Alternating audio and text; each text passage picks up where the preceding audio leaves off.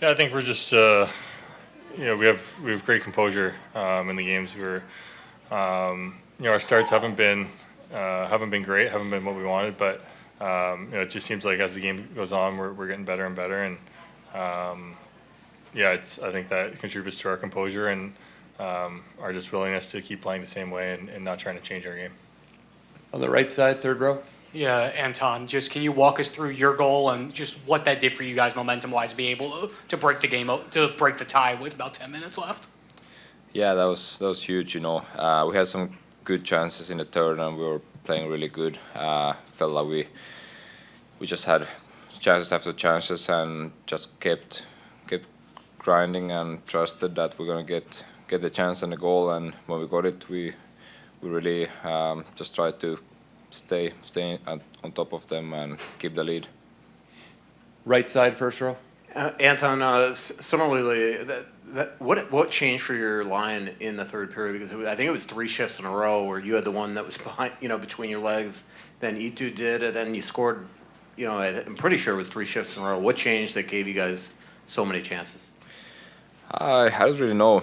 We just decided after the second period, now it's time to step up, everybody, and we all wanted to step up, and I felt like it was important for our line to give momentum, give energy to the team, and then just trying to do our best. And as I said, we had some great chances, and finally we got a goal as well, so that was huge. We'll stay in the first row.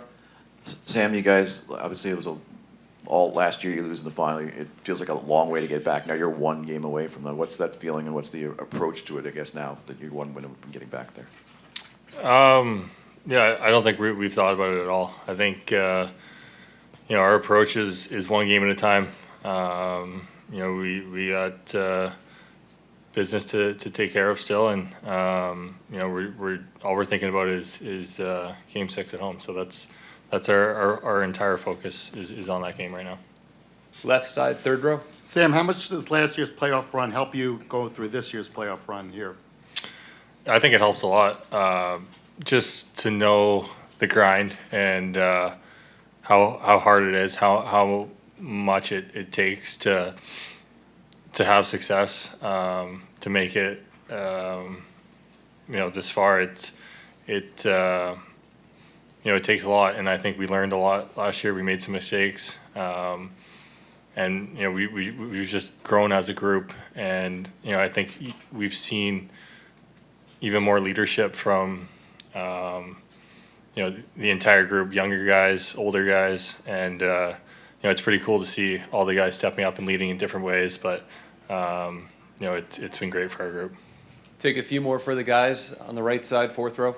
Anton, Coach mentioned this morning that you guys were going to need to play with some desperation tonight. What makes you guys so good in the third period, and is part of it playing with that desperation when you need it? Yeah, I feel like, our whole season we just have tried to play the same way, and when the playoffs started, we've been through it, we've been playing tight games, we've been in the pressure, and now it's just time to go out there and enjoy, and I think that's our strength. We know we don't have to change anything. We just believe that we're gonna get our chances and just keep playing the same way, and play hard and believe in each other. Left side, third row. Sam, can you just talk about what you saw in Gustav's goal there? It looked like you had quite an opening when you slid that pass in. Were you thinking of maybe taking it in, but then you saw that you had the space there for the pass, or? Yeah, I was just I was taking it through the middle. They kind of backed off a little bit. I had Chucky on my left as well. Was thinking about passing to him, and then Goose made a great play to just skate right to the net, and I was able to find him in the middle, and a great finish by him as well. Take one more question, front right. Anton, I was joking with you the other day about the whole, baby Barkov thing. But in all honesty, how big of a mentor has he been for you? Like, I know that when you first got here, you lived with him, but it just seems like he is the perfect, person for you to be an understudy for. Yeah, I mean, I don't think I could have had a better guy to be here for me. Coming here, had a hard time with the language, hard time with everything, how to live in America, it's a lot different, but he helped in small details, outside hockey even more, but overall, like, he's been a huge factor for me and the whole team as well, but we also have so many great guys during these years that I've learned so much about small details, but yeah, I have to say he's special. He's unique. He does a lot of things that I don't think works for anybody else. He has his stuff he does, and probably the hardest working guy we have in the team. So it's fun to follow him for sure. Coach, strong third periods have kind of become a trend for you guys in this series. What does it say about your team when they keep playing their best hockey late in games?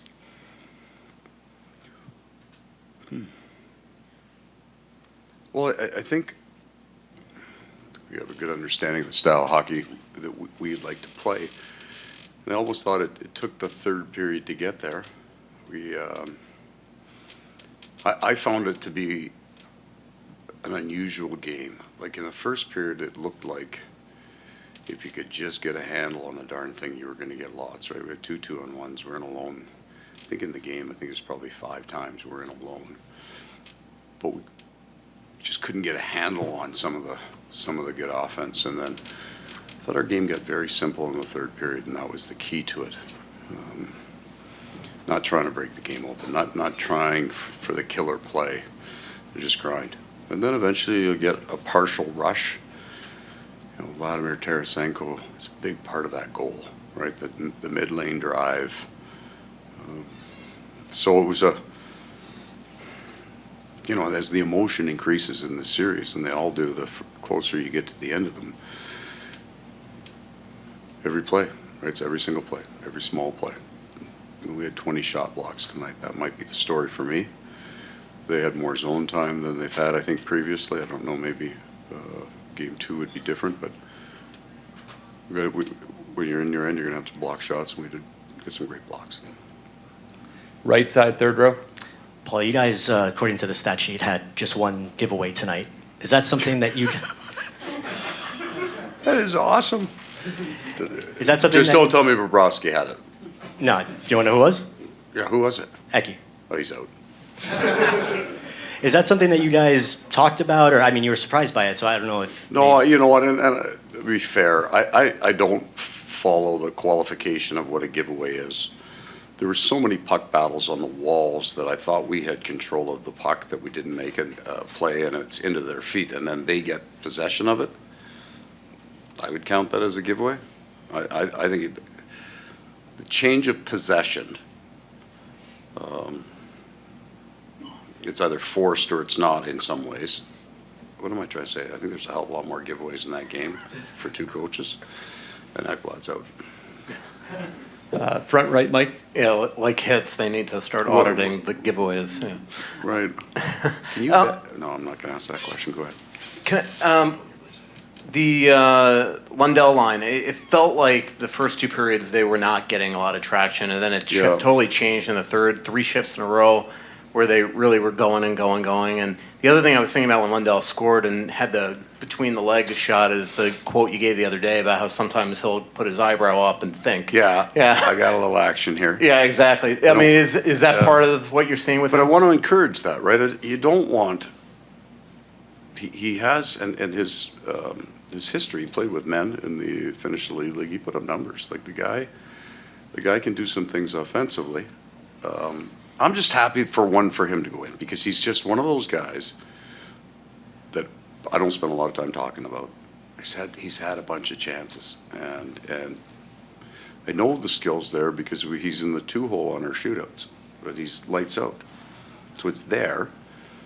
He's still young, right? That's the thing we always have to remind ourselves. He's still a young player, but a goal in a game like this on the road, game 5, and I will call it a bit of a de facto game winner because it changed the game.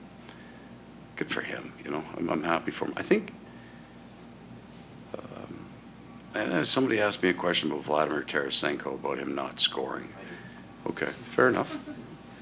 But he sat on that bench all night and talked to those 2 young guys all night long. but with the next play, inside, like wired them, right, into the game, stay in the game, stay in the game. And then both of those guys, both Lundell and Luosterainen, were very good as the game went on, right, really, really strong. So there's more to this than just bar down, and he would think, I got to score to be a good player here. But I thought he was a really good player, and to the fact that line didn't have a lot of action going, there wasn't a lot of forward motion there. I think Vlad had a lot to do with that. Front left, Mark. Paul, what have been some of the keys to you guys shutting down their big scores? You've done it really all series, and how satisfied are you with the job you have done so far? Yeah, I'm going to refer back to saying I felt like that game could get broken open really fast. So I don't think well, I got a Selke Award winner. It's just not his first. We don't prep differently for the elite players on their team to their fourth line players. We view them all the same. The difference would be our elite players are going to play against their elite players. I don't think there's anything tactical. I don't think there's anything from a coaching point of view other than we adhere to a style of game pretty well. We didn't circle Kucherov. We didn't circle Pasternak. If I knew what I was doing, we might be able to keep Vinny Trocheck off the score sheet. Apparently I can't, so I'm just going to play all my best players against all their best players and cheer. We'll take two more questions for Coach, front right. Can you sense your team, you played so many one-goal games, not just this series, previous series, last year, that the experience of just going through it last year has helped you when you're in this situation? We have experience on what it's like to be on the bench in down one or even in a game. We're fine there. And I do believe that's experiential. We are tight in games. You go back to that Carolina series last year, we won 4 straight. We could have lost that thing 4 straight. They're all tight. Very, very similar in at least my standing behind the bench going, oh, that was close. Oh, shit, that was close. And then I felt the same way in the offensive zone. In alone in front and can't get it to go, you know. Yeah, we have some experience with it for sure. Last question, front right.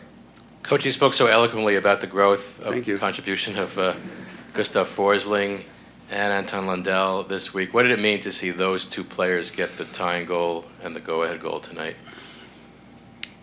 Well, Gustav Forsling, for me, in his style, is the best defenseman in the world. And the offense, if it grows or it stays where it is or even stagnates slightly, won't change my opinion of him. But he's almost been a late bloomer in all the things that he does. And he takes care of job one before he tries to look at job two. He has no interest in, it's just winning for him. He doesn't, but that man gets up the ice. And now he's got some confidence. He scored some huge goals for us. But his timing is good. Like he's not going to have 15 rushes so he can score once. He's going to pick 3 times, get up the ice because it's the right time. Anton Lundell is, I have absolutely no idea how good he could be. But we're going to find out. It's just going to take a little while.